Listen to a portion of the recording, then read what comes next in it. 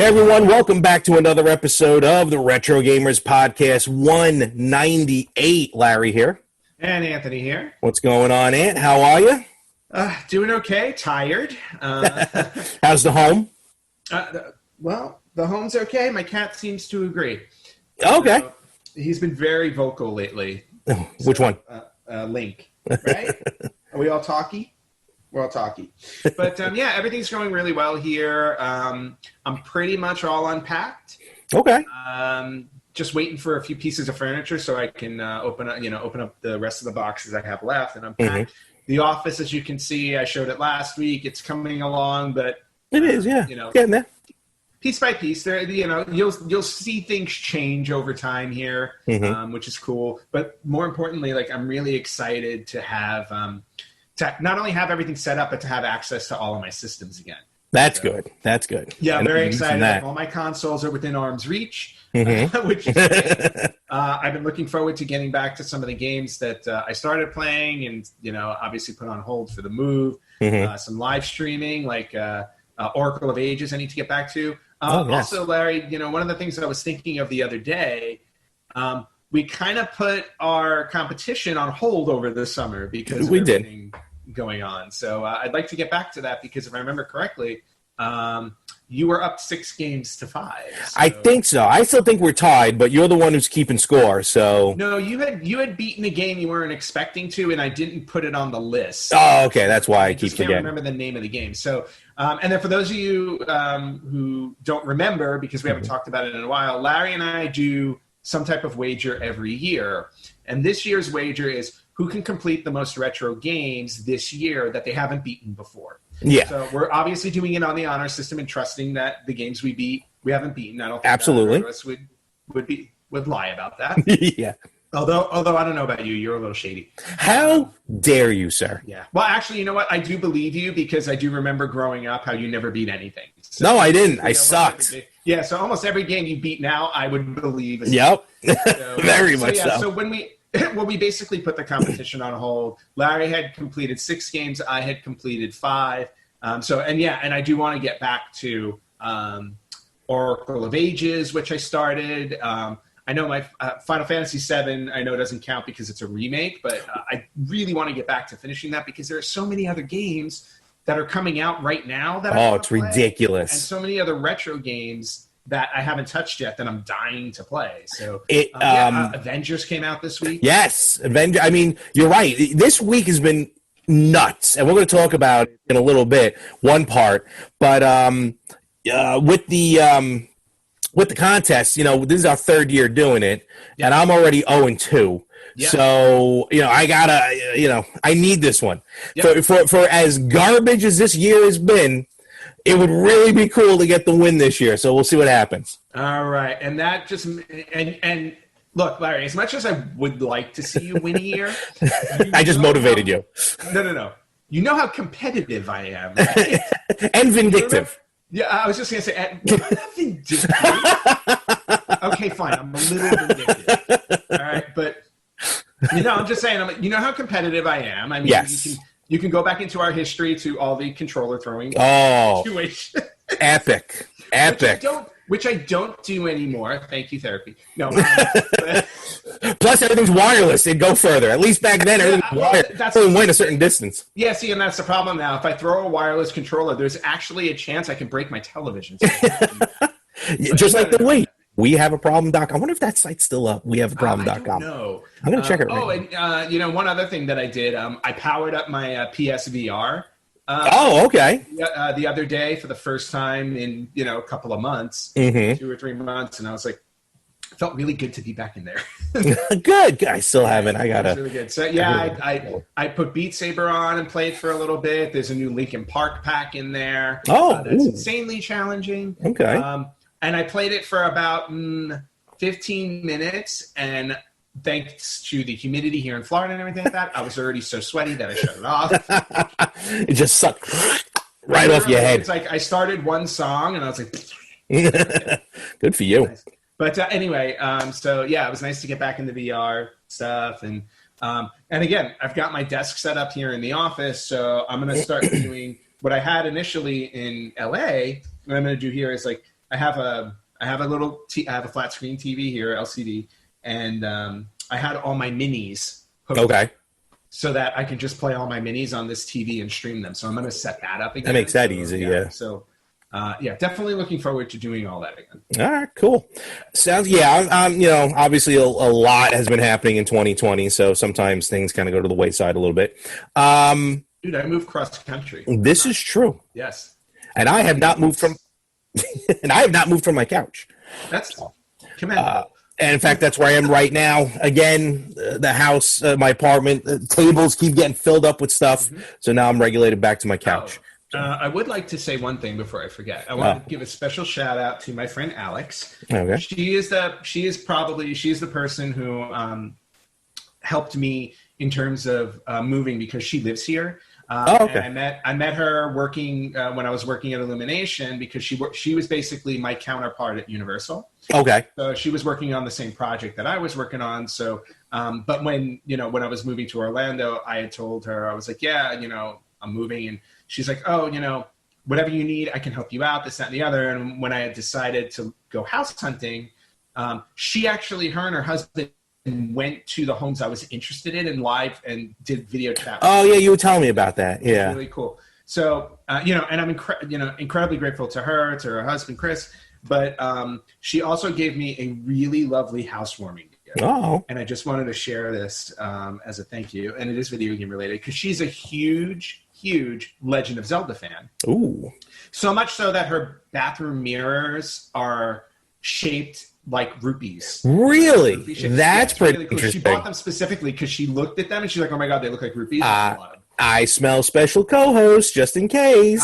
Yeah, I'm definitely going to try and but she gave me this as a housewarming gift, and apparently there's this artist that she really likes that does video game art, and she gave me the person's name. I have to look it up and see what else he has, but she gave me this really awesome Twilight Princess. Ooh. Yeah. Very nice. Watercolor, I want to say. So it's just it looks really like cool. It. Yeah, that's Link in wolf form. Listening. Twilight Princess. That is and then gorgeous. I told her, I said, thank you for this. Maybe this will motivate me to actually play Twilight Princess because I haven't yet. Also on my list to play. But thank you very much, Alex. She has been nothing short of incredible. That's awesome. Good stuff. Boy, you're getting a lot of good gifts. Did you play the Pac-Man? I did play the Pac-Man. It's sitting on my counter. It's funny because whenever I have 5 or 10 minutes just because there's nothing, I'm like, oh God, what am I doing? And I just turn it on because it's literally like as you walk into my living room, there's a hole in the kitchen counter. You have like one of those. An island. Yeah. So it's sitting right up there. All right, cool. It's perfectly. Yeah. So I've played it a few times. I tried Pack and Pow. Not a fan. I looked into it. Yeah, I saw what it was. Yeah, it's a little funky. Yeah. But again, they were just trying to make obviously different versions of Pac-Man. Of course. And speaking of which, I'll mention this. I finally, after being persistent, being annoying, and being consistent, I finally got Arcade 1-Up to finally comment on the Ms. Pac-Man situation. Yeah. And as I've asked them, I said, hey, with this Ms. Pac-Man, is there the hyperspeed mode? Is there a sped up mode? Because, again, growing up, I thought that fast version was the only version of Ms. Pac-Man. Yep. And then they promptly responded, no. But you got an answer? I did get an answer finally. So that really, unfortunately, is the break of make or break with that arcade. So I will be passing on Ms. Pac-Man as much as it hurts. But now that opens up the door. Now I'm thinking either TMNT or the Final Fight cabinet. Yep. And more to come down the road. Yeah, and I saw Arcade 1-Up cabinets at Walmart when I went there yesterday, and I looked and I'm like, ooh, those are cool. Ooh, I have space for them. Yeah, honestly, I have a perfect spot right over there. This room is just gonna be. Oh, okay, just get some neon lighting in there. You're good to go. Oh, dude, yeah, and oh my God, I didn't even think about that. Neon lighting, do Pac-Man kind of walls, and yes, I can make this place insane. Like a yellow, and then maybe if you get the turtle cabinet, there's a green wall with lights. Yeah. Okay. Yeah. This room is going to look really weird, but I don't care. Get a Mortal Kombat, just dripping blood on the wall. Actually, that would probably be more my speed. The dripping blood or the Mortal Kombat? Well, no, blood. Okay. Oh, I'm sorry. Paint. We're still here. Well, then pay rent. So, all right. So let's get into it. Finally, first of all, as Anthony said, yes, this was a big week for a lot of good games. The Avengers. Definitely worthwhile to purchase. Actually, a buddy of ours who was on our Barcade episode, Frankie, called me. And he was like, "Oh man, this Avengers game is going to be awesome." So then I had to tell him, talk him into getting a hard drive for his PS4. It's like, what do I delete? I'm like, nothing. Get a hard drive. Get a hard drive. Like, I got these flash drives. I'm like, Frankie, that's not going to work. No. And I talked to Frankie yesterday morning about it. He just calls us. He just called one after another. He'll just call us. No. I called him because he called me Thursday night, but I was busy because he was confused. He's like, I don't know if I should get it, and this, that, and the other. And he has been obsessed with MLB Show on PS4. Literally, yes. Whenever I was on, even on the West Coast, like I was on my PS4 at like 11 o'clock at night on my PS4. It's like 2 a.m. obviously on the East Coast, and he was still on playing. Literally obsessed. Avengers comes out. He's like, yeah, I'm done with MLB. But he was telling me yesterday, he's like, I think it might be the best game I've ever played. And I'm like, that's a bold statement. Yeah. Because he plays a lot of stuff too. I was looking at the reviews online. They're kind of so-so. But, it's one of those things where it's like, if that's the kind of game for you, like, obviously Frankie and I, huge comic book fans growing up and everything like that. So now being able to see like these video games based off of our comic book heroes, we're going to be a little biased towards it. So him saying it's the best game he's ever played is awesome. So I'm really happy that he's enjoying it, and I'm now curious about getting it myself. A, the demo may still be available, so check it out. And B, remember, it's not based on the movies. Yeah. So that's what I think makes it even a little bit better as well. So I may get that on Steam just to get something on Steam. Not Steam, Stadia. So I'll think about it. I'll see. But if you guys get on the PS4, I just may end up getting it on the PS4. Yeah, because there's a multiplayer. There is multiplayer, but Stadia right now is giving $10 off for any game that you purchase. So it's just a little cheaper. Well, just wait a month. It'll go on sale. Trust me, that is another reason why I haven't bought it yet. And not only that, like Black Friday starts November 1st. So I forget where we are in the calendar. Yeah. It's now September. Although it still feels like March. I want to get your thoughts though, because also that dropped was Tony Hawk Pro Skater 1 and 2. You mean this? Yes, that's the only copy in existence. This is it. That one right there. Copy. Nobody buys physical copies but me. Nope, basically. So picked up Tony Hawk yesterday. Thoughts? Had to go to 2 stores. First off, because I went to Walmart and this this very unhappy woman who did not want to be working at 8 o'clock in the morning. Please. So she went in the back and she's like, I'm sorry, we don't have it yet. She's like, we probably didn't get the shipment. And I'm like, well, you know what? I purposely didn't pre-order it because the last time I pre-ordered a game, I didn't get it till like 7 or 8 o'clock that night. And I'm impatient. So, and not only that, I usually have my mornings. My mornings are more free up than later in the day. So I was like, I really wanted to get my hands on it first thing. Ran over to Target. Target had it sit. Actually, the guy was just putting them out, and I'm like, I want it now. So picked it up.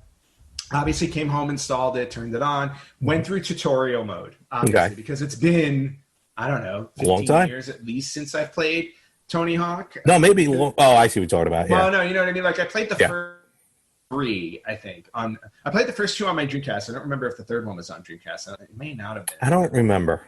But anyway, so install it, pop it on, do the tutorial. Oh my God! It's like just literally, I felt like it was 2000 all over again. I got the same feeling. Yeah, I was like, I just had that really great nostalgia feel. I mean, the graphics are amazing and everything like that, but it's just like you put the controller in your hand, it just feels normal. Like going into muscle memory and doing the moves and stuff like that were great. I will say this: I suck at it. I don't remember everything I'm supposed to. But also on top of that, I think they've changed the game I feel like they played with the physics a little bit more. Oh, I'm sure they did. Words, yeah, like in other words, it's like I know I can't get as much airtime as I used to, and I'm wondering. And obviously, as you go along, you can enhance the characters by adding, because they have bars on stats. Yeah, the stats. So you can upgrade the stats. So I'm just assuming once you upgrade the stats, you'll be able to do that. Because like I'm trying to do special moves, and I remember I used to be able to like string along 3 or 4 moves, no problem. Here it's like I try and do 2 and I crash. So yeah, I'm sure they changed it up because it is a remake. And I remember we were talking, and you were saying how you were having trouble with the controllers.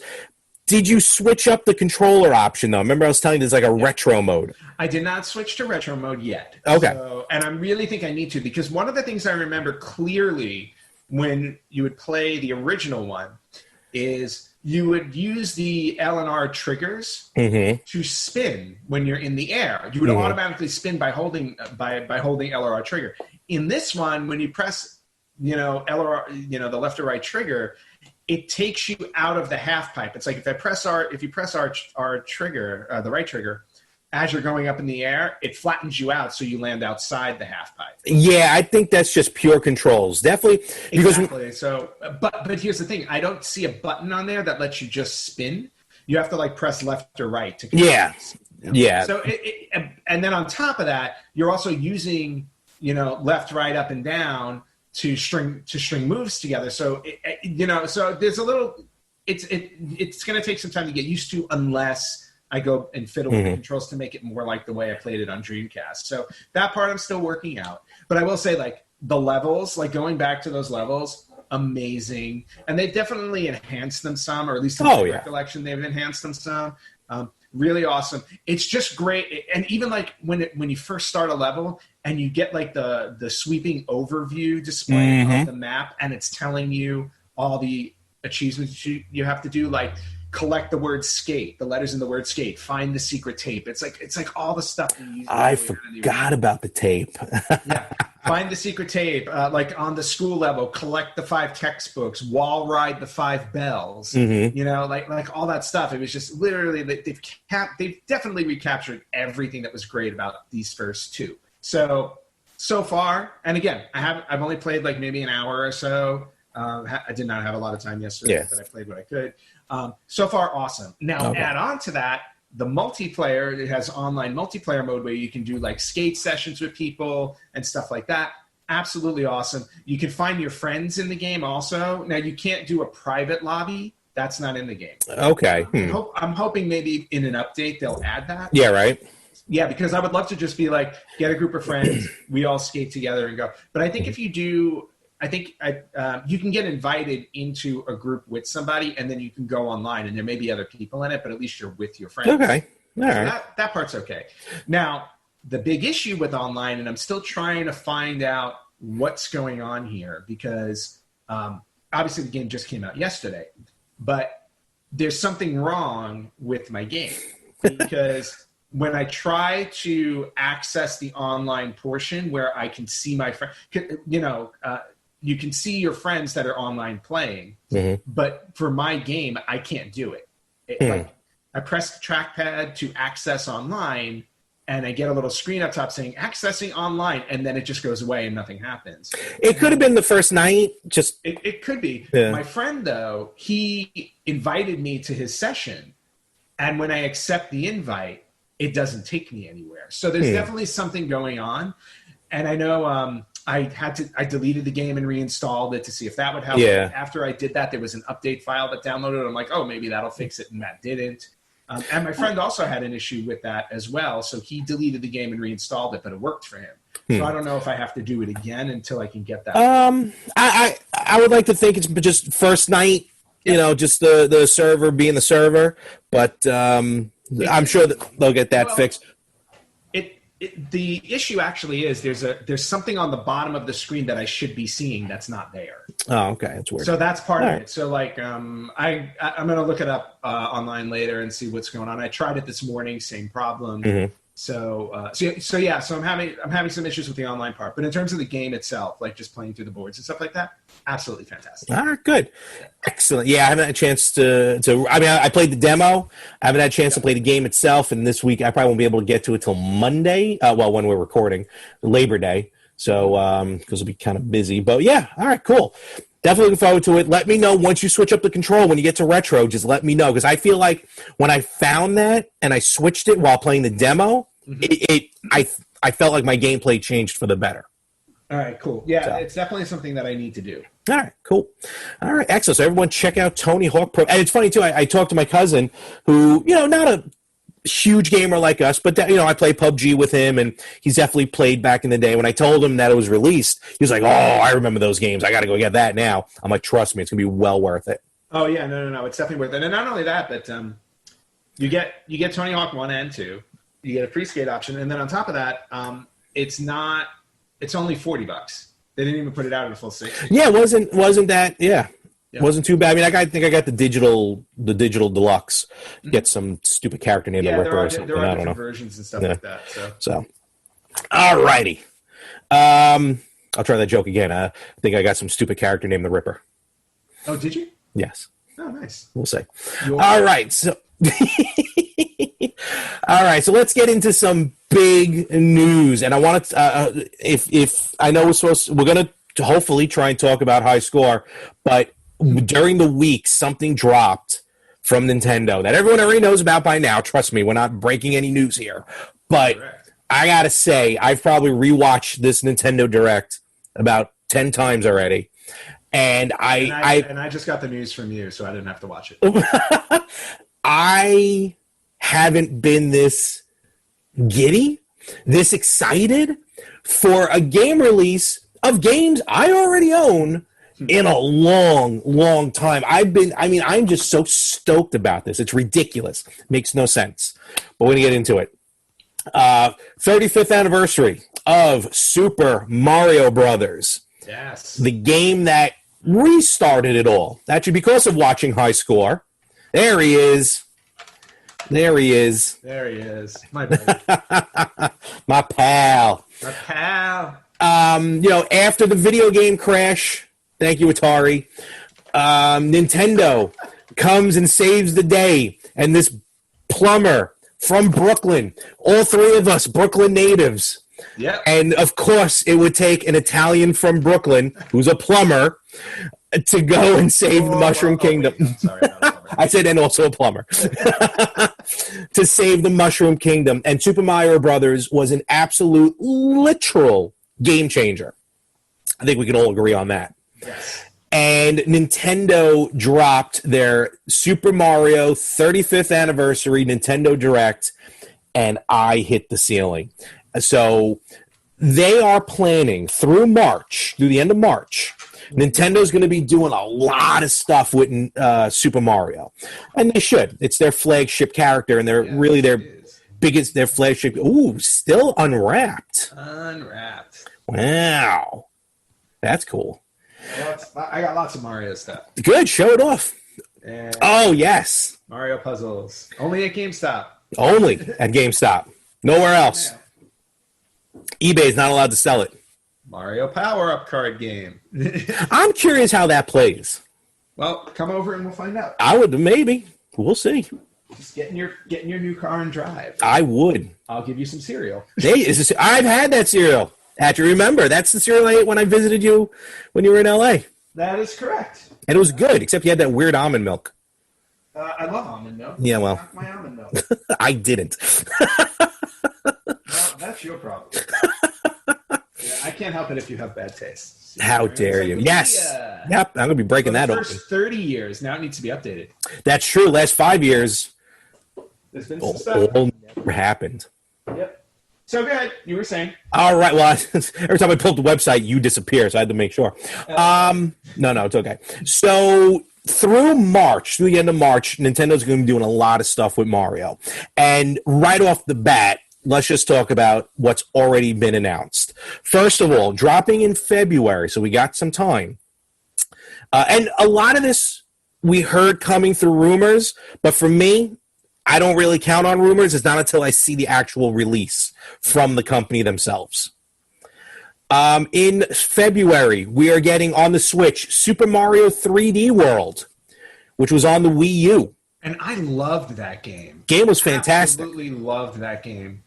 It introduced Cat Mario, which is awesome. And it was great gameplay. Fantastic gameplay.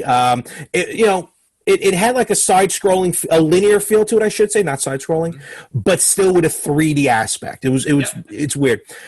But of course, they don't just kind of leave it alone. It's Super Mario 3D World plus Bowser's Fury. Ooh. And there's no information yet on Bowser's Fury because we got till February for this to come out. But there's definitely going to be some new game, a new a DLC, for lack of a better term, because it's not really DLC. But it looks very interesting. It's very dark. Obviously, it's going to have something to do with Bowser. I'm looking forward to see more as time goes on about Bowser. I would have loved it if they took all the worlds and switched it around and Bowser tries to retake it from Mario after he completes it. Trust me, it looks like something like that because like you have the bell, which turns into Cat Mario, this giant bell, but it's got spikes on it. It's dark. And Mario's just kind of standing in front of it. It's raining. Oh, It's nice. Again, not a lot of info on that yet, but more to come. This I thought was really interesting. So a new-ish Mario Kart game is coming out. Did you see this? Yes, I did. So Mario Kart Live Home Circuit. Mm-hmm. Now, I cannot purchase this because I don't have the room. I was going to buy it maybe for my godson and his little brother, but their dog would destroy it. And probably they will too.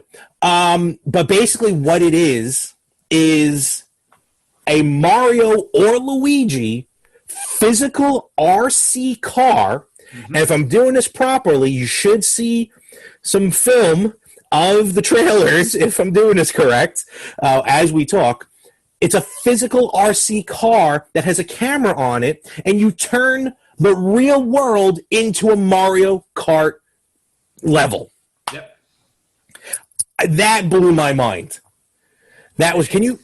It's just awesome. I mean, it's awesome it's when you crazy. think of the innovative ways that Nintendo has been like coming up with stuff. They just continue to do it, and they take chances. We know this. We've talked about it. Some work, some don't work. This home circuit, though, I think is going to be a big deal, and I think it's a really cool idea. Yeah, no, and I agree with you. I'm really curious to see how it actually shakes out. Because you can literally make any sort of course you want, and the real world comes into play. Mm-hmm. So, okay, so we got that. Paper Mario, Origami King's already been out. That's cool. Lego, Super Mario. Have you even started? Probably not. Putting together Nintendo? In fact, the box is sitting out right here in my office because I want to start it, but I haven't yet. Fair enough. Throughout the year, through March, there's going to be in-game events. Oh, that was the cat. I didn't know what that was. I told you, my cat is... Cat Mario? Cat Mario! Oh, you Cat Mario? Look at that. He is just like...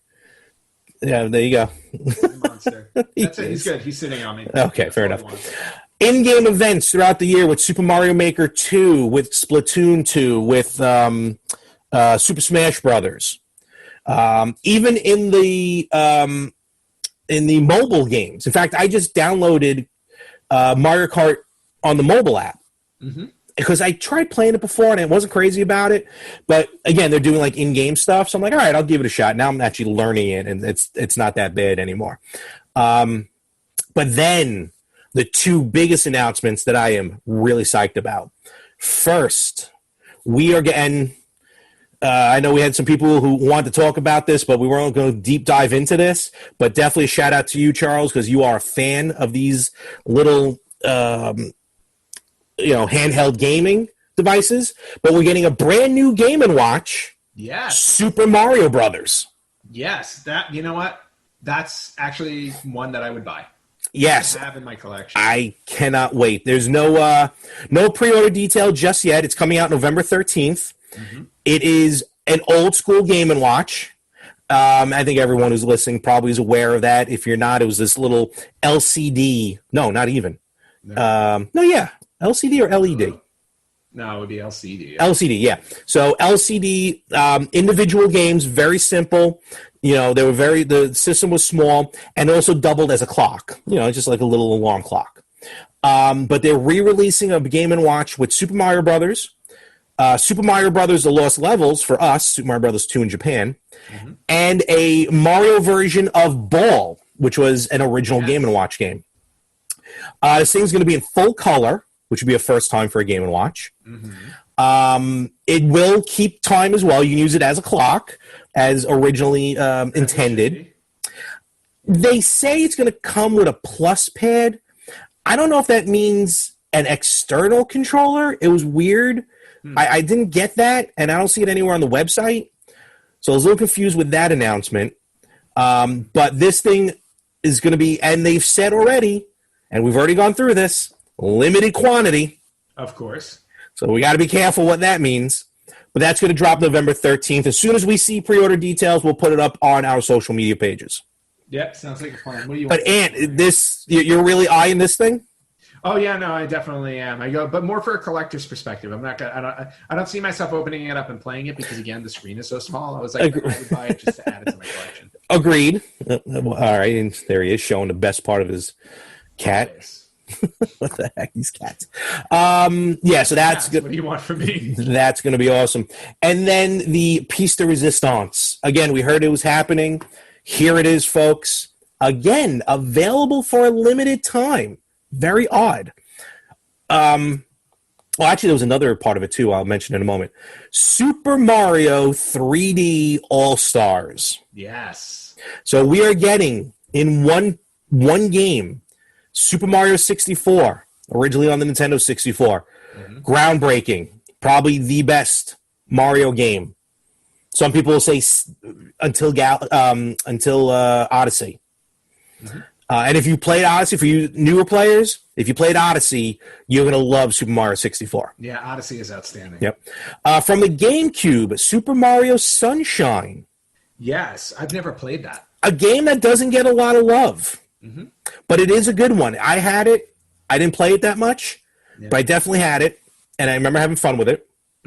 Well, you also remember, I think GameCube was the first system, like for a while, that did not have a Mario game when it first came out. It's the only Mario game on there. The only one? Yeah. Well, it's the only Mario game on there, but when GameCube came out, it came out with Luigi's Mansion. Correct. Yeah, it took a little while to get a Mario platformer. Yes. And then from the Wii, we are getting Super Mario Galaxy. Yeah, another one I haven't played because I didn't have a Wii.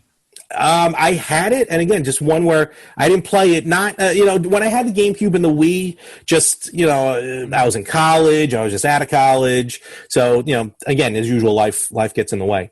But 3 tremendous games. It's coming out September 18th, so right around the corner. You can get it digitally on the eShop, and they're going to do a limited production of a physical copy, which as of right now, unless it's sold out, is available on Amazon. Oh, then I better get on top. Yes. It is fantastic to see these 3 games. And they're going to be like Super Mario 64 has better resolution. Super Mario Sunshine, you can play in 16:9 ratio for the first time.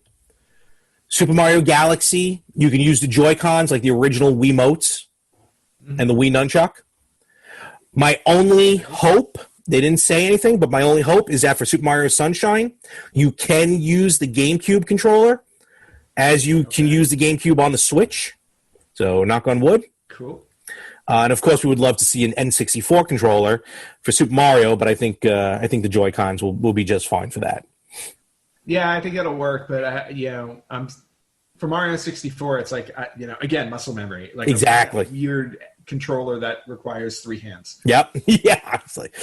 So, I again, just staring at this page, the splash page here on the SuperMario35.com, I can't wait. It's going to also, the game, Super Mario All-Stars 3D, is going to have a music player, so you can play like over 170 tunes from these games. Awesome. Which is really cool. Also, a couple other things, or one other thing to announce that they announced. They're also going to be putting out, this comes out in October. Again, only going to run till March. It's going to be free if you have Nintendo Online. Super Mario Brothers, $35. It's basically Tetris 99. Yes. But Super Mario Brothers, $35. Yes, I am excited about that. So you play against 34 other people at the same time, and if you play Tetris 99, you already know what it's all about. Yeah. Now, my big question with that is, like, are we going to be able to sync up and play in the same rounds? I don't know, because Tetris 99 is you just go on and you random. Play. Yeah. So, but they might do something with an update. But again, I'm sorry, I'm just moving my thing. It's very weird. These games are being released for a limited time. Like Super Mario 3D All-Stars. Why does he look depressed? I don't know, here. Super Mario 3D All-Stars is only going to be available till March, which means starting in April, you won't be able to buy the game digitally. Yet, if you were to delete the game, if you bought it digitally originally and deleted it, you can still re-download it. So it'll be there. I don't get the limited quantity thing. Well, I mean, we all know how Nintendo is with, limited quantities and controlling things and everything like that. It's kind of like the way Disney used to do it. Yeah, it's going back in the vault. Buy this now before it goes back in the vault. I'm like, Nintendo kind of does the same thing. I mean, they would always, and again, this was the old school, like in the 80s, 90s and stuff like that, when the crash had happened and they were worried about, we don't want to overproduce and undersell. So I just think that they're doing the same thing here, where it's like, okay, it's like we're gonna release a limited quantity. We'll see how it does. If it does really well, I guarantee you they'll release more. But all right, the physical part, fine, I can almost understand. But they're going to pull it. Yeah, they're going to pull it from the eShop. Super Mario 35 is only going to be available from October 1st through March 31st. Playable, which I think means after March 31st, even after you download it, you're not going to be able to play it anymore. Oh, from my understanding, that's weird. Yeah, from my understanding. So it's kind of weird. I don't get that part. But I mean, are you excited? I know we've talked in the past about games being re-released. This is probably going to be the 5th time I've bought Super Mario 64. You know what I mean? But it's just something about it now that just like, it's time. It's 35th anniversary. These games are iconic. And even at the end of the presentation, they showed this graph. There are a ton of Mario games available on the Switch as we speak. Yeah, and no, I am excited about it. I have to say, unlike you, I'm not necessarily always I'm not always supportive of buying things over and over and over again. I do it. Hello. So, yeah. And the reason why we do it is out of convenience. In other words, it's like I don't want to essentially keep every single console I have hooked up. Although now that I have space to do it, I might. But I don't necessarily want it to be that way. So it's easier to just buy it again. The issue that I'll have is like with 3D All Stars, like it's appealing to me because there are 2 out of the 3 games on there I've never played. Okay. So there's an appeal just for that reason. However, even though there are 2 out of the 3 I haven't played, what I'm not particularly fond of is the fact of I have to pay full price for this. So it is $60, yeah. It's $60 for all 3, and granted, now it evens out to $20 a game, which is fine. But I think because they were older games on an older system, like I would feel more comfortable, like if they had put them in the digital eShop, like these games would probably be $6 or $7. Actually, do they charge more for these? I'm going to cut you off for a second. You were able to on the Wii U. You could have downloaded Super Mario. Actually, you could download Wii games on the Wii U, and those were $20 at the time. Yes, Super Mario 64 probably would have been $10. Right. So that's the only thing where I'm looking at it, and I'm like, do I want to pay $60 for this? Honestly, not really. Even though there are games there I haven't played, because again, these are games that were already in existence. They're just transferring them to a new system. I don't know if they're updating the graphics or anything like that. I'm assuming they are. A little bit, yeah. But for the most part, it's like, yeah, I'm excited about it, and at the same time, I'm not excited about it at the price point that it is. You know what? To me, though, with the price point, I get it, because when I saw $60, I was like, ooh, that's interesting. But I treat it as like when I go to the concession stand or when I used to go to a concession stand at a sporting event, you're going to pay $7 for a hot dog. even though a hot dog should be like $2. That's why I don't eat hot dogs. Hot dogs are awesome. But you're going to do it anyway because you're in a sporting event and everything's going to be overpriced. Yep. Nintendo's always going to do that top-tier pricing. Mm-hmm. And on top of that, they rarely go on sale. So it's like what you're getting yourself into. Yes. No, and I completely agree with that. I completely agree with that. If anything, it would almost challenge me more to pull out the Wii and play Galaxy, because I actually bought Galaxy and Galaxy 2 for the Wii, for the Wii when I bought it years ago. Sunshine, I don't think I own. On the GameCube, yeah, no, I definitely have it.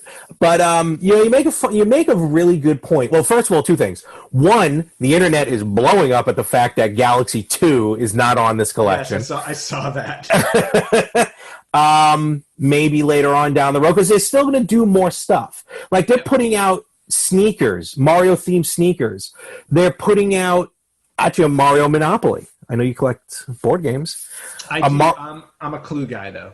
No, I know, but I'm saying, though, Monopoly is big enough. I think there's a Mario Kart Monopoly I saw in the store the other day.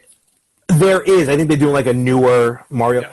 There's going to be like a Mario Jenga, amongst other things, like Lunchables are doing stuff. So they're planning a lot of stuff this year. Forgive me. I just had to sit back on my couch, and now all three of my chins are coming out, so I apologize. Nice. Name them?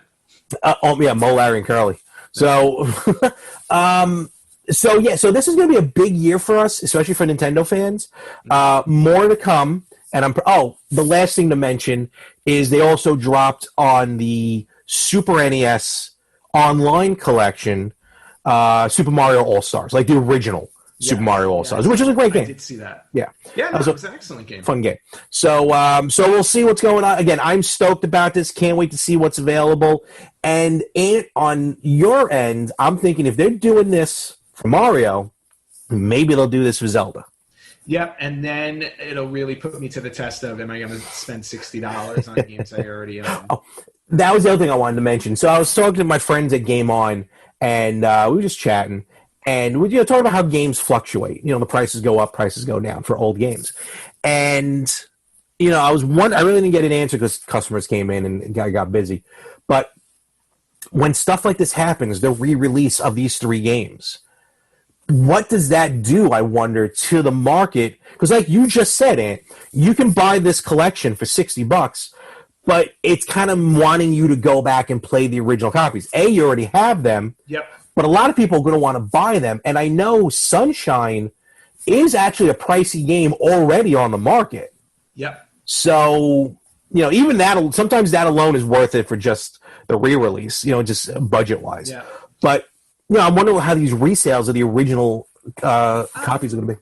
I'll be honest, I don't think it'll affect the original copies that much. And the only reason why I say that is because not everybody is in the market for collecting the original games. Mm-hmm. I actually think, if anything, they'll be more inclined to buy the new version because obviously they have the Switch.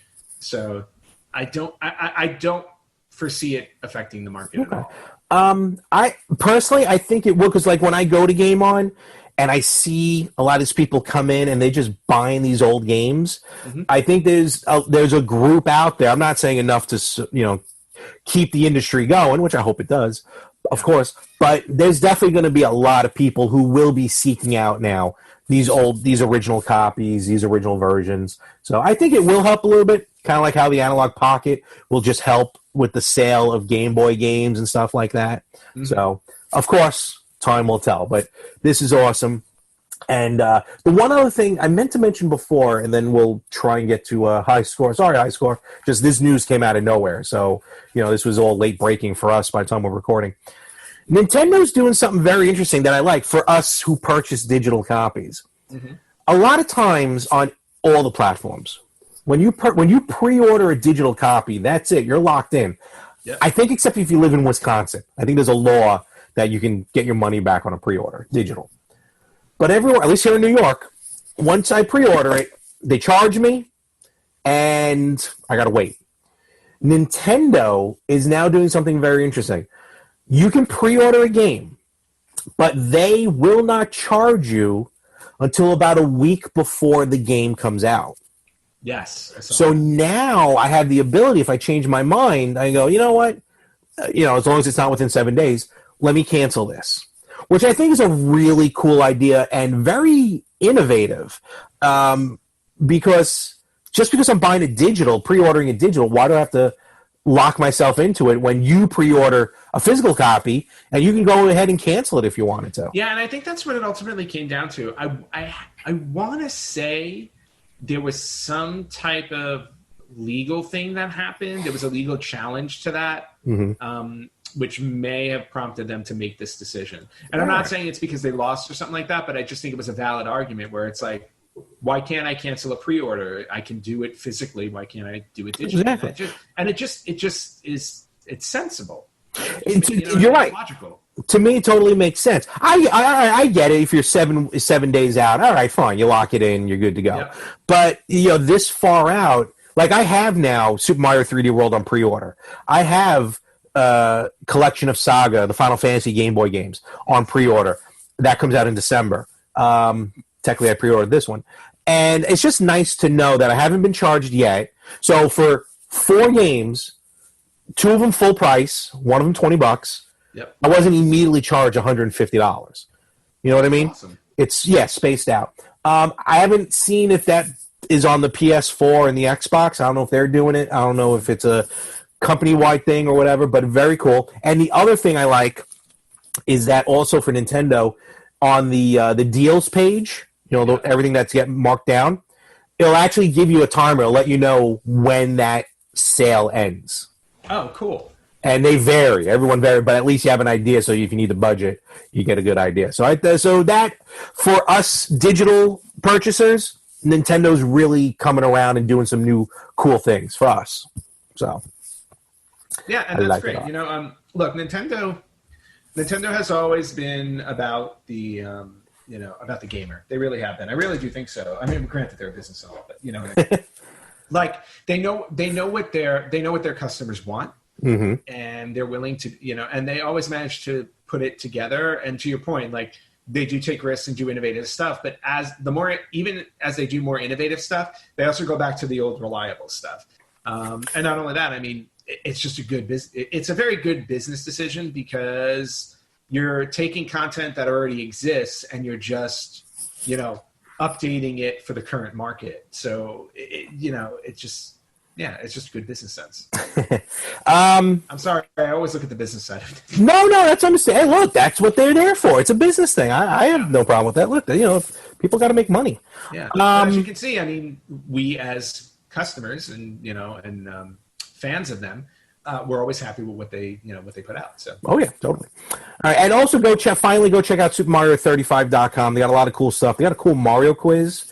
It's a 5-question Mario quiz. Nice. That's fun to take, which actually I got 3 out of 5, shockingly. Oh, only 3? So, yeah, there's a couple of them I missed out on. Okay. All right, so with that, yes. I think we can now dip into... I got my notes. I know, me too. Like I said, this Mario thing came out of nowhere, so we apologize. High score. But, finally we're going to talk about on Netflix. Yes. A wonderful 6-episode series called High Score, which features the voice of Mario. Yes, Charles Martinet. Yep, so he's narrating it. And it just basically brings you through the history from Atari to basically present day. Yes, I know we're going to talk about it now. So, Ant, first of all, overall, what is your take on High Score? Well, first off, I was. It kind of came out of nowhere, which was the other surprise. Like all of a sudden, like at the beginning of August, I'm hearing, "Oh, there's this Netflix documentary dropping," and then they dropped a trailer, and then it came out like 2 or 3 weeks later. So I was like, "Oh, okay." I go, this is just kind of surprising and out of nowhere. And obviously, as gamers, definitely going to watch it. My initial reaction to it was, I just want to do this. We're going to give the spoiler alert now. We're going to try not to purposely give spoilers, but some may come out. So spoiler alert, spoiler alert.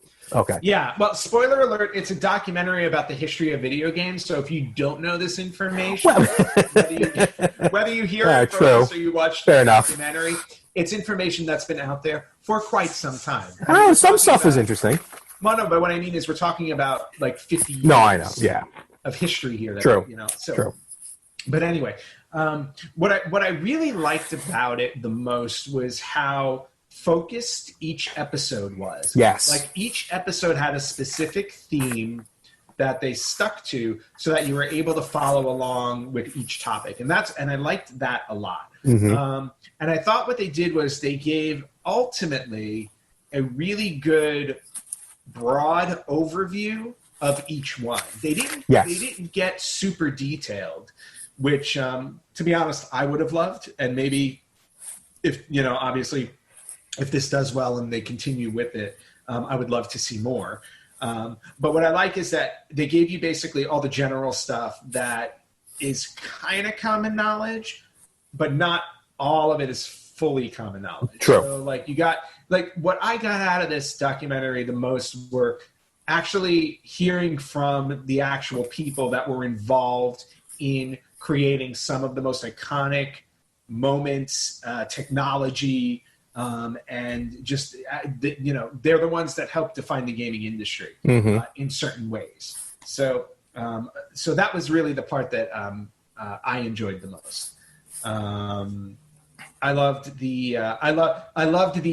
8-bit animation that they used. Yes. As people are telling story, and that was a cool thing too. It's like, because normally, like if you watch a documentary, a lot of times it's like somebody's sitting in a chair, they're telling you a story, you're listening to them, and then they go to like a couple of videos and stuff like that. Mm-hmm. Because this was, for video games, you can't just go to like, oh, here's a video of the guy sitting outside or something like that. So how do you capture what he's talking about video game wise? They did 8-bit animation of the stories that these people were telling. And I thought that was really entertaining. And I thought they did it in such a really cool way too, because it wasn't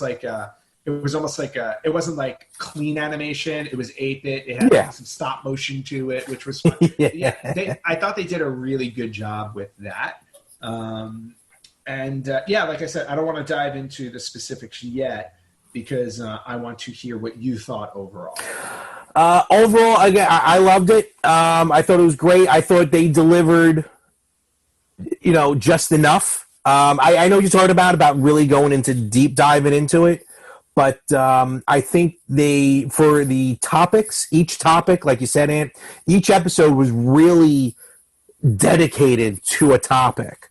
And the interviews that they were able to pull out were really good.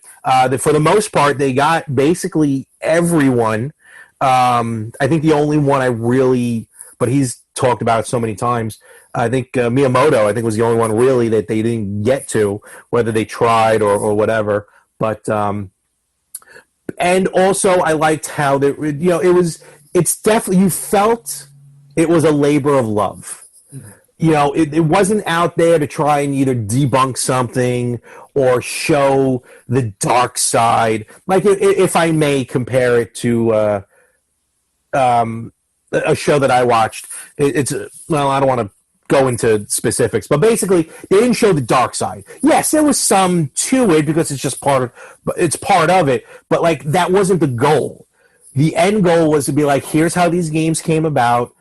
Here are the designers, the makers, why they loved it, and why we should love it. Even in the episode about violent video games, which you knew was coming up at some point, they really didn't go hardcore into it. No.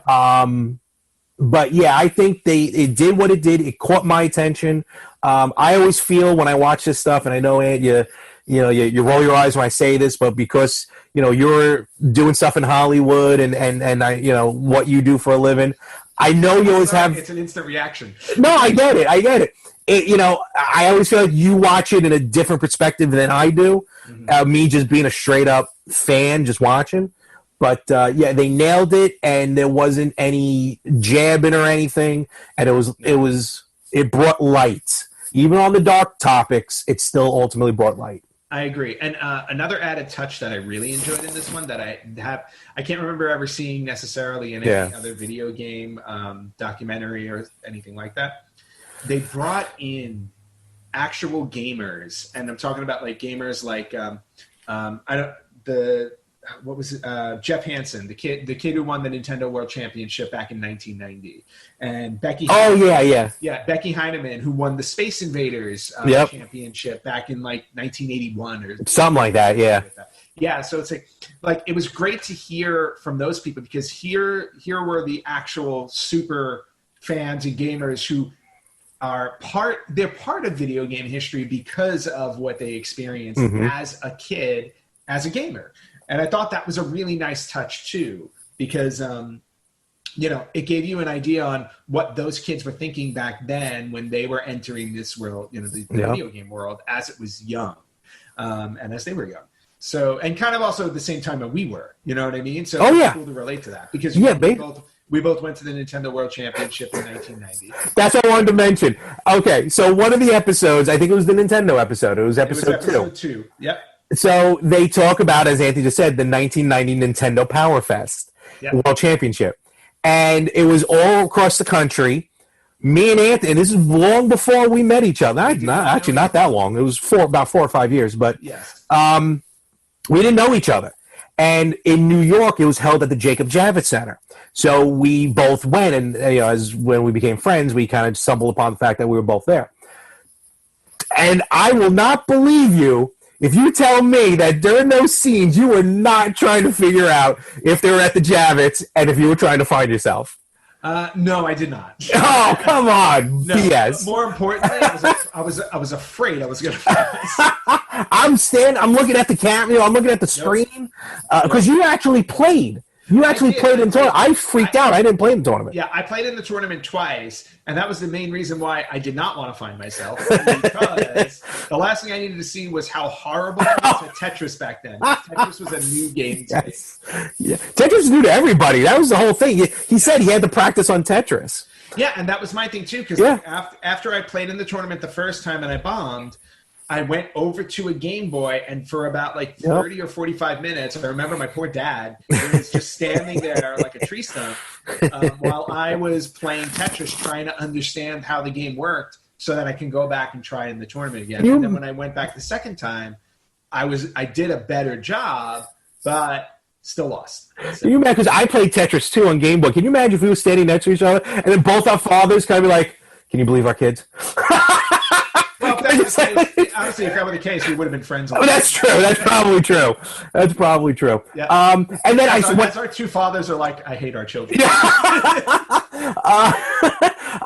I saw the Mario, because you remember they had Mario and Luigi were there, and when I saw, to this day, I don't know who came up with that design of that Mario suit. It was someone it was like a mascot Mario suit.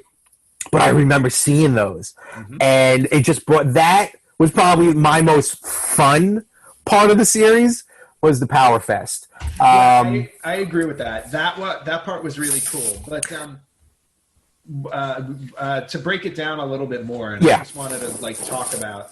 I wanted to talk really briefly about each episode, but the first episode really goes back to the the 70s and the 80s, the early 80s Definitely, it's definitely a timeline. You knew, because episode 2, without jumping ahead, when I realized in order they're going, I'm like, all right, now I'm I can almost figure out what the next episode is. Yeah. Not that it's brain. Yeah, they made it chronological, which was really cool. So they started episode 1, and they really started. They kind of glossed over the early days, the really early days of the Odyssey and Pong and stuff like that. And what they really did is they started with when consoles really became more home-based with multiple cartridges. And again, I was really happy to see them interview Nolan Bushnell, who was the the person who founded Atari, created Atari. And then going into the story of Jerry Lawson, I want to say his name was it Jerry Lawson? The man who created the actual cartridge, the video game cartridge. Oh yes, he interviewed his kids and his grandkid. They interviewed his family because he passed on. Yes.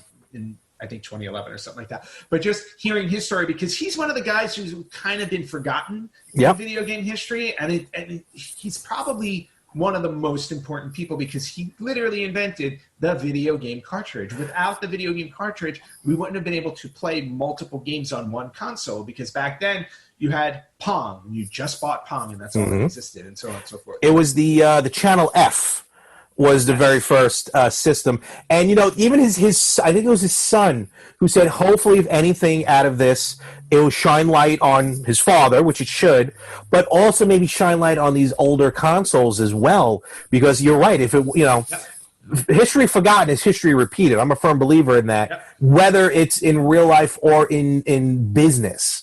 So, that was cool to see that part. Jerry Lawson was, Jerry Lawson is his name. And again, it was the Fairchild Channel F, which was the first ever cartridge-based system. Something for me to find for my collection. But yeah, the whole idea behind episode 1, and then they really kind of dove into Space Invaders because Space Invaders was one of the most successful arcade games ever made. Probably the first hit after Pong. Yeah, the first hit after Pong.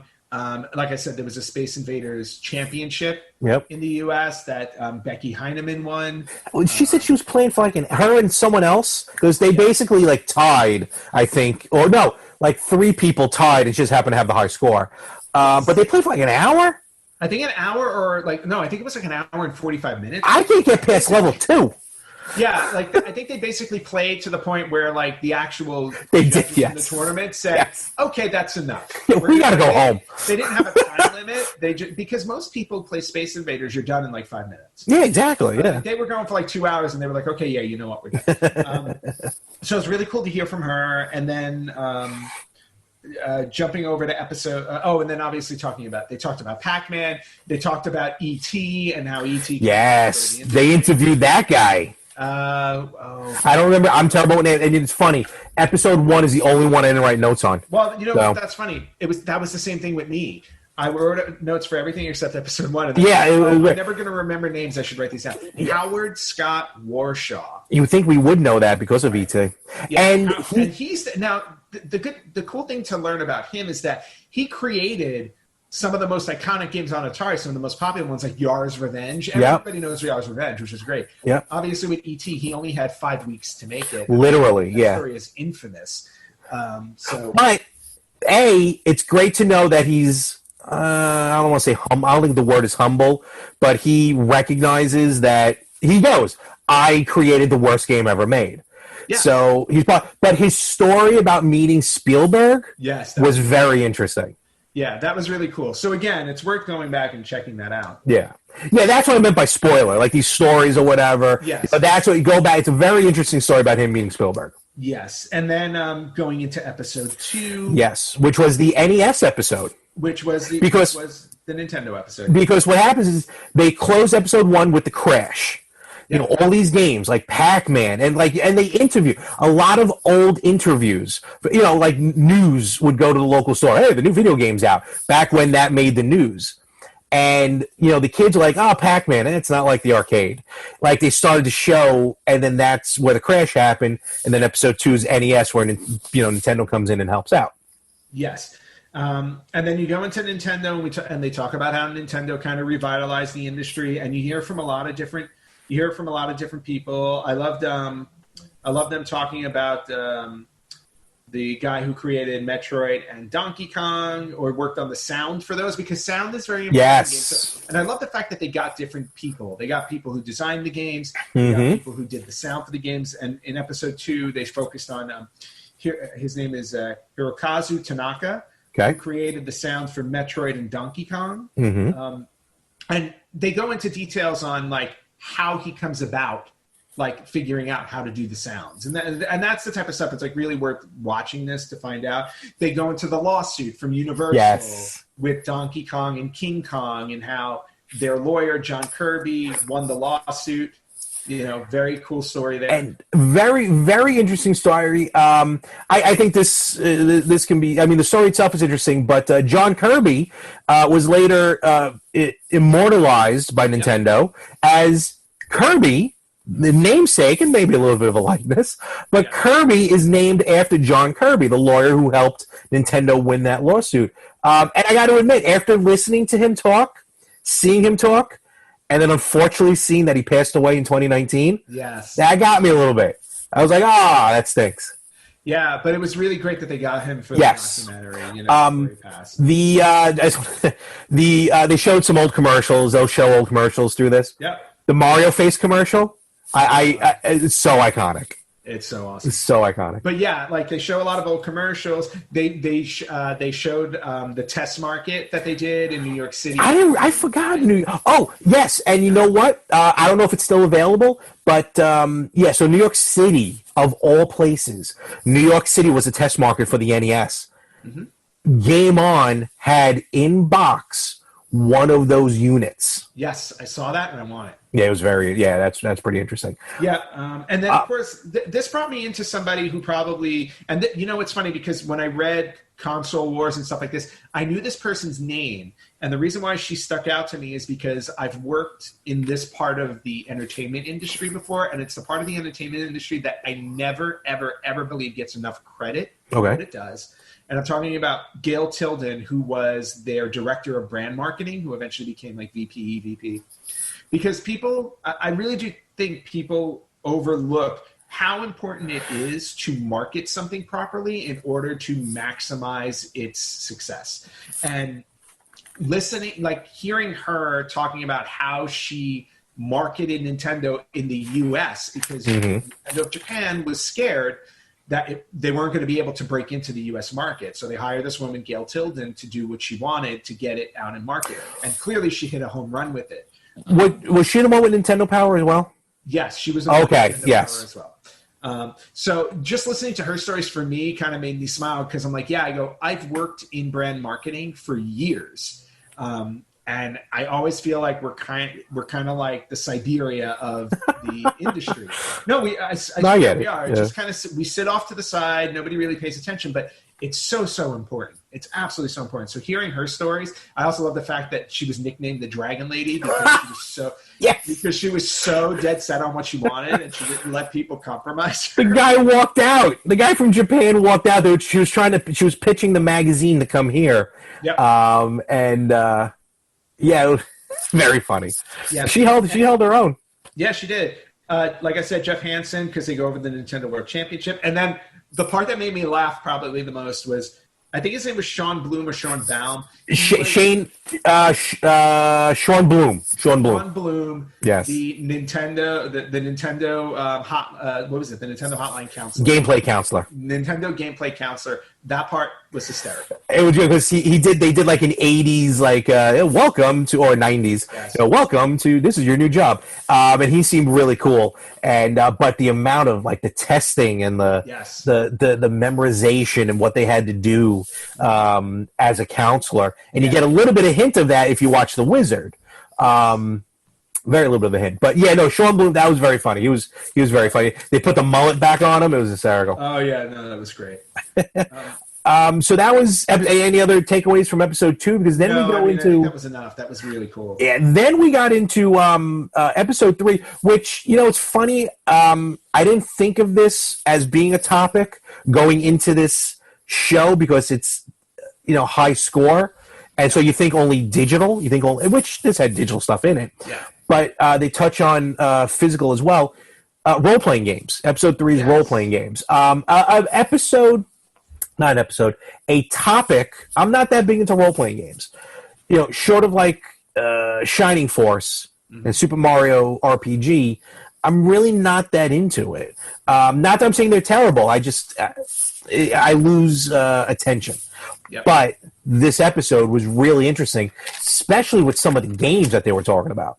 Yeah, and I really enjoyed, I have to say, I was really surprised when they were focusing on Ken and Roberta Williams, who were the married couple. They were the ones responsible for they were responsible for that first PC game, Mystery House, which was the first time, again, up until that point, games were like text-based adventures, like the one pure text. Short text where you choose your own decision and you're just reading text. And it's like, oh, you're in a house, you see this, what do you do? Mm-hmm. And then you write a 1 or 2 word response, and then something happens. They had introduced the whole idea of graphics, like building out the house so you can see physically what's there and then put in your commands. And I thought, like, hearing from them, I thought was really, really cool. Yes, and also they. I correct me if I'm wrong. They started Sierra. They did, yes. The company Sierra. Yeah. They were talking about actually the very. I think, dare I say, the first adventure game, Colossal Cave Adventure, was the first like text-based. Then they also, I think, were they the ones that started bringing in the visual? Yes. The graphics. Okay. Well, Ken did. Yes. That's what I'm talking about. Yeah. Seeing a lot of the role-playing games, a lot of these old computers that you kind of forgot, because we're always talking about here, we're console gamers, not heavy PC. For a little while, I think you were doing PC back in the day, I remember.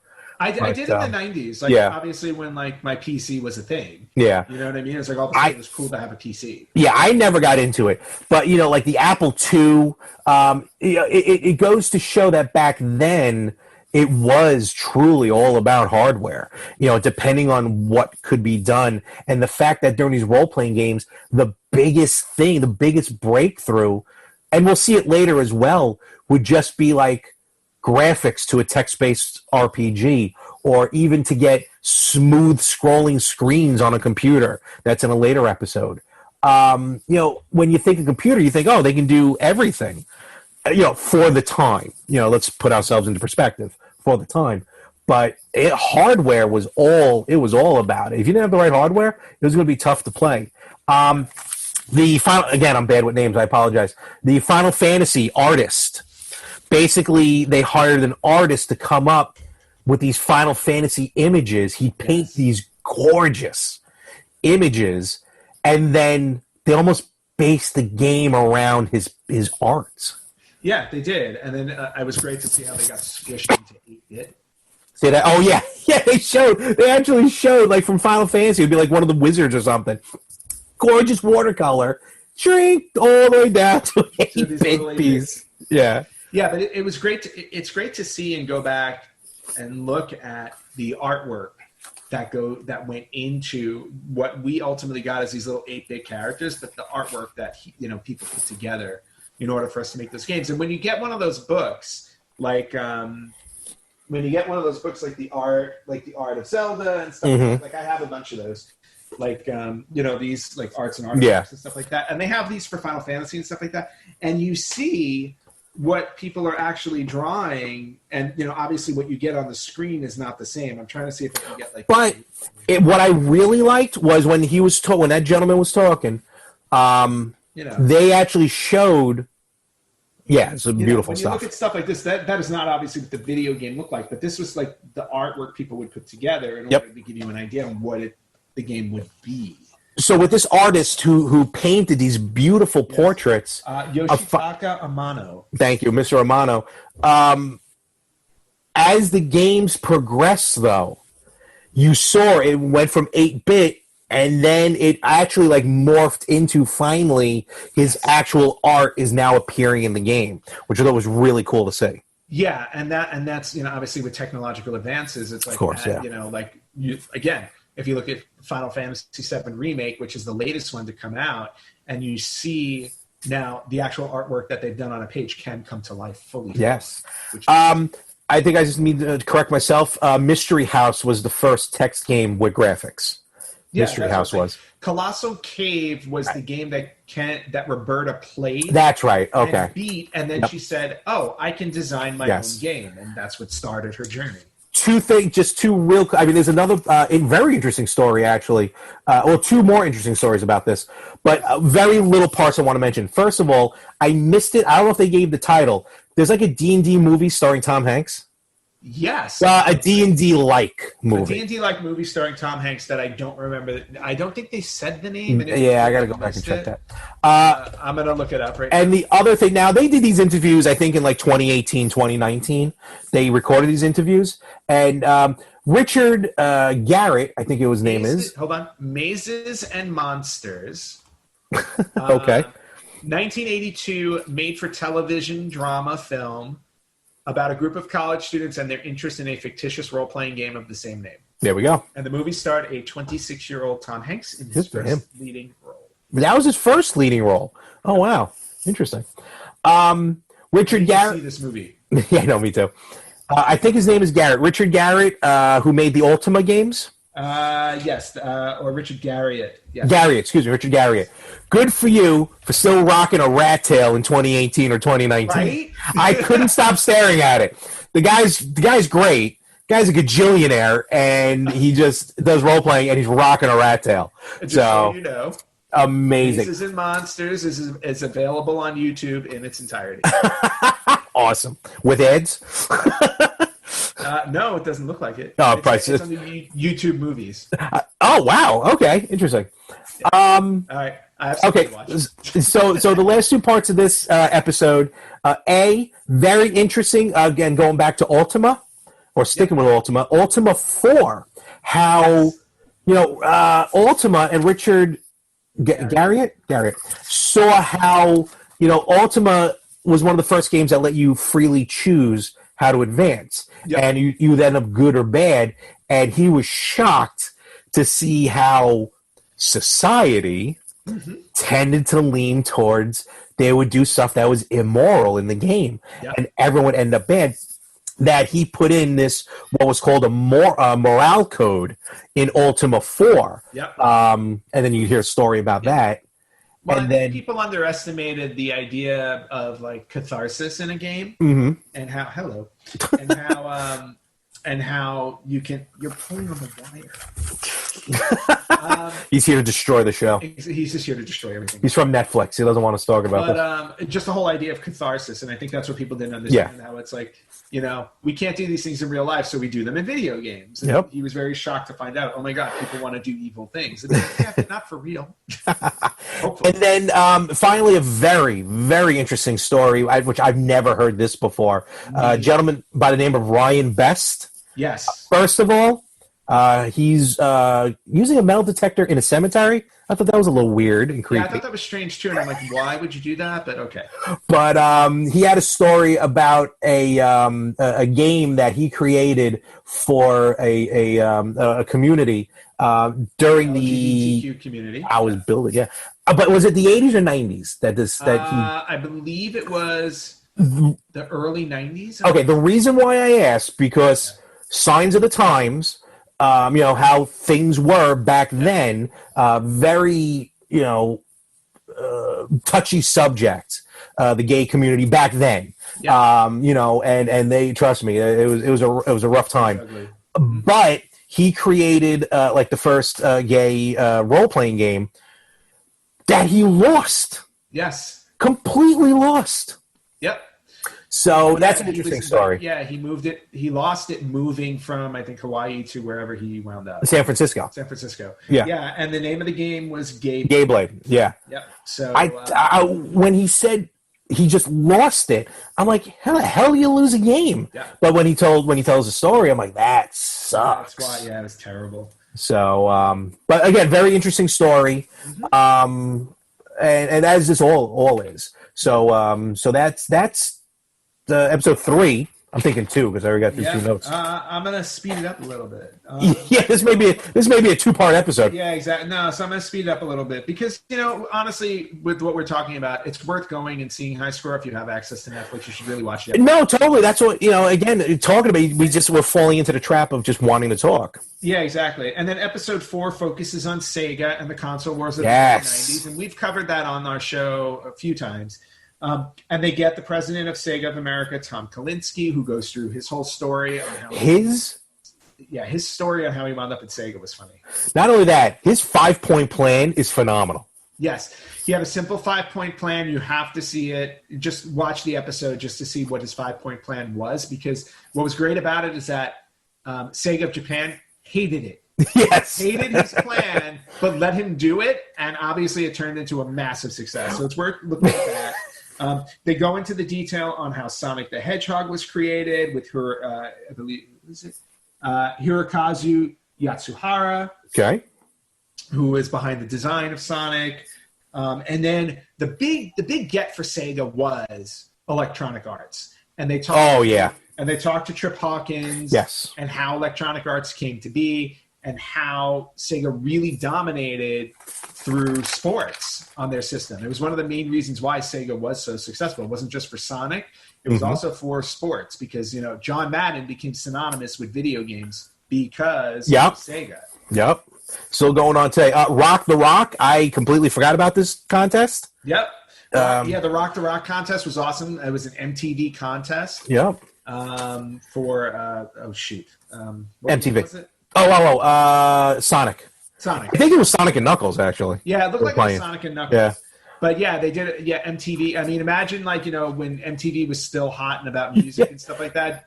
Playing in a video game contest, Daisy Fuentes. Yeah, exactly. I was like, God, I'm old. I'm in Alcatraz. I'm being interviewed by Daisy Fuentes. How can this get any better? Exactly. And the winner got like $25,000. Yes, Again, rocking a mullet in 2019. Unbelievable. Well, near mullet. Awesome. But the Sega story is always an intriguing story to go into, and especially when you're hearing it from the people who are actually there. I thought two quick things real quick. I wish I was in college during that time because Sega purposely gave Genesis consoles to college kids. Yes. And free games to just purposely play them. Like, hey, check this out. It was a great marketing campaign that they talked about. Yeah, again, it was brilliant. It was how you ate into Nintendo. Yep. Part of the 5-point plan. And I don't know if it was someone mentioned this or I saw it on the screen, but there was something called Sonic the Next Level. No, they didn't go in. They didn't deep dive. It's just something I either caught or I heard quickly. Was that the one that became, say, Sonic CD? Maybe. I don't know. Let's see. Nope. No, it was something. Oh, Sonic the Next Level was that the one released on Sega Online? Remember the Sega Online system? Maybe they were talking about something like, and they were just going through different titles or whatever. Yeah, it's possible. I'm trying to look it up really quickly. Yeah, but yeah, like, it is a thing. It looks like it was is it a hack? You know what? Maybe. Like I said, it's not. It doesn't do anything in the episode. They just literally, I saw it on the screen and it caught my eye. So, but no, the Sega, that 5-point plan, that should be everybody's 5-point plan. So it really should be. That's just how they did that. Was phenomenal. Yep. All right, so episode 5. I knew this episode was coming, and I was really curious about it. We all knew this one was coming. So this was the old violence episode. Yep.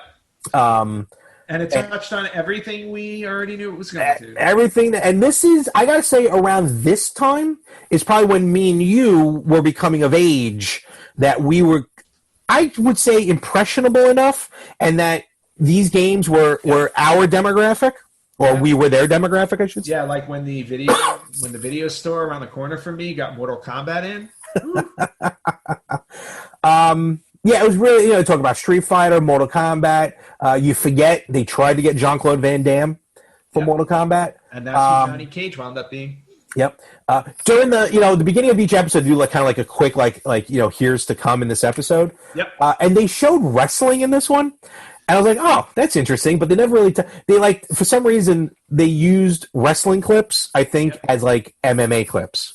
It was weird. I thought that was really weird, too. Yeah. Because they were talking about how much they went into Kung Fu and MMA. And they showed, well, because I think what they said was that they went to pro wrestling events in Japan just as research. It looked like it was OWE, which is it stands for Oriental Wrestling Entertainment. It's a fairly new company. I think AEW works with them, but still, I was expecting they're going to show some death matches, but no, and they really didn't touch on it.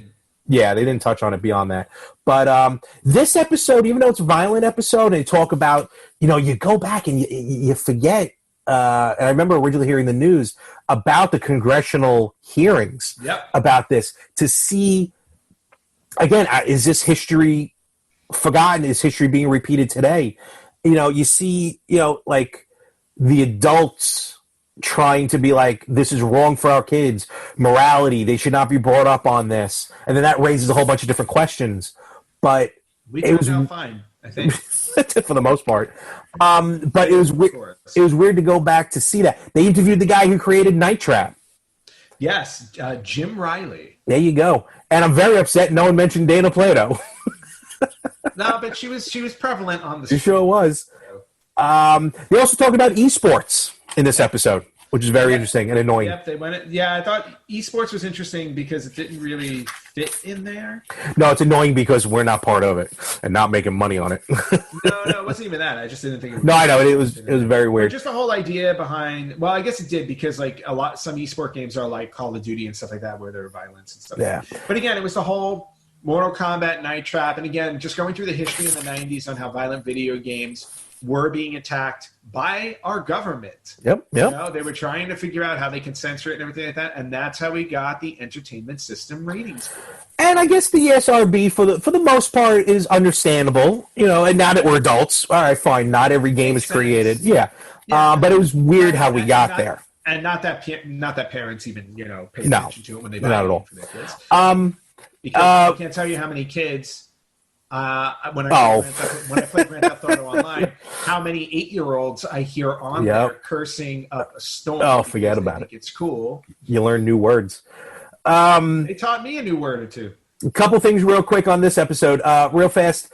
The creator of Night Trap, again, his name? Jim Riley. Jim Riley, wonderful story on how he had to try and get the game, get Hasbro to publish the game, and what he originally wanted to do versus what they were asking him to do, as far as like has to be something that you can't do in real life. And he's like, and finally what they ended up with was like, what? Okay. Very funny story on that. And this episode also led into, or am I now mixing up episodes, Doom. That was the last episode. Okay, I thought maybe they touched on it real quick, but it gets highlighted in the final episode. Yes, where we get into PC gaming, first person shooters, online multiplayer. Yep. And most importantly, the advent of 3D gaming. Yes, that's basically what it's all about. Talking about Doom, and this I don't remember because I wasn't a PC player. Mm-hmm. I don't know if you tried it when Doom. Yeah, I didn't realize Doom was released the day after the congressional hearings were over. That part I didn't know. Or day of. It was either day of, day of or day after, and people were literally waiting on the server because Doom, you're able to download the first level for free. That's how they got people to get it. They give you a little bit and you pay for the rest. I remember because when I got it, I only had that first level. Yeah, and but eventually I bought the game. Yeah, and that's how it worked. But just people sitting on the server waiting for midnight to click and then start downloading. Well, if anything, the congressional hearings were the best marketing campaign. Oh, absolutely. For Doom, because here are a bunch of uptight, adults telling you you can and cannot play, and here comes Doom. Well, not only that, but the Night Trap said it was the best marketing we got. Yep. Yeah, they said that too. It was like, sales jumped through the roof because of the congressional hearings. It's like you never tell kids what's going to happen. Oh no, totally. This episode is very interesting. So they talk about the advent of the deathmatch scenario. Wolfenstein. They talk about again Doom. How Doom themselves allowed the modding of the game. Yes, to a point. They were probably one of the first people to ever release the code for their game so that other people could adjust it. Yep. Alter it. And then they showed different iterations of Doom. Like people made Star Wars versions, Simpsons versions, all kinds of stuff. That was really fun. This is I mentioned it earlier how I think it was Doom. It was centered a lot around Doom, where they were trying to get that smooth scrolling on a PC instead of being very... Yes, that was... Was that something else?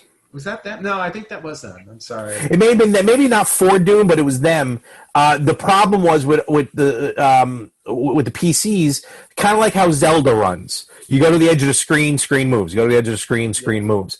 And they were trying to find how they can smoothly. That was the biggest hurdle. Something that we take for granted nowadays. Yes, was the biggest hurdle in the 90s.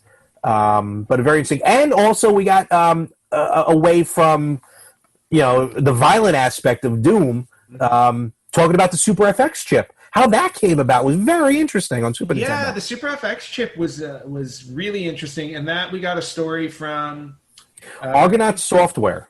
Argonaut Software, two gentlemen in England, I believe, Dylan Cuthbert and Giles Goddard, who were basically responsible for creating that Super FX chip to do to Star create Fox. like that 3D that 3D environment that wound up becoming Star Fox. And what was interesting about it is that their initial focus was how to do it on a Game Boy.